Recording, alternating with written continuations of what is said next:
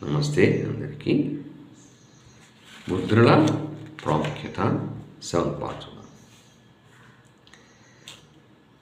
గాలి అంటే వాయువు, కదలికే ఆలోచన.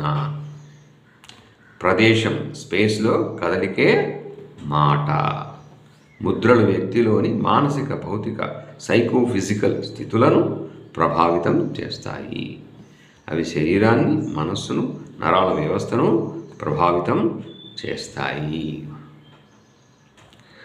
ప్రాణముద్ర శరీరంలోని శక్తిని, చేతనత్వాన్ని పెంపొందిస్తుంది.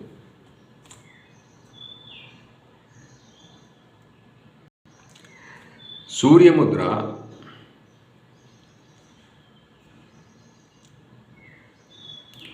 కపాలభాతి ప్రాణాయామాలు శరీరంలోని బరువును తగ్గిస్తాయి. అపాన ముద్ర విసర్జక వ్యవస్థలోని విష పదార్థాలను బయటికి పంపించేస్తుంది. సమాన ముద్ర జీర్ణశక్తిని పెంచుతుంది. శంకుముద్ర థైరాయిడ్ వ్యాధిని అరికడుతుంది. లింగముద్ర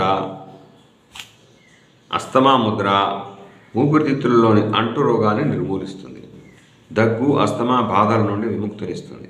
శతాబ్దం కింద వైద్యులు మనకు కలిగే వ్యాధులలో కేవలం 20% మాత్రమే సైకోసొమాటిక్ సంబంధమైనవని చెప్పేవారు. ప్రస్తుతం సైకోసొమాటిక్ వ్యాధులు 80% అని చెప్తున్నారు. మరో 100 సంవత్సరాల తర్వాత 100% జబ్బులు సైకోసొమాటిక్ వేనని డాక్టర్లు చెప్తే ఆశ్చర్యపోవలసిన అవసరం లేదు. ప్రతిదీ మనస్సు ద్వారా సంక్రమించేదే. అనారోగ్యానికి మనసే కారణమవుతుంది. అయింది. కంప్యూటర్ పరిభాషలో చెప్పాలంటే మనసు సాఫ్ట్వేర్ లాంటిదే, మెదడు హార్డ్వేర్ లాంటిది. మనం పుట్టినప్పుడు కేవలం మెదడు మాత్రమే ఉంటుంది, మనసు లేదు.